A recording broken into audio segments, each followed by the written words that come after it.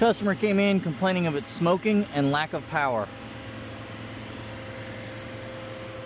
So we diagnosed it as a bad turbo. If you look in here, the turbo shaft is completely seized. You cannot turn it. Now, about 2 years ago, this customer bought this car, and shortly after buying it, it had a rod knock in it. The extended warranty at the time agreed to replace the engine, but would not replace the turbo. So this is the original turbo from that engine. Assumption is previous owner did not do very good maintenance, and the turbo was destined to fail. It was just a matter of time.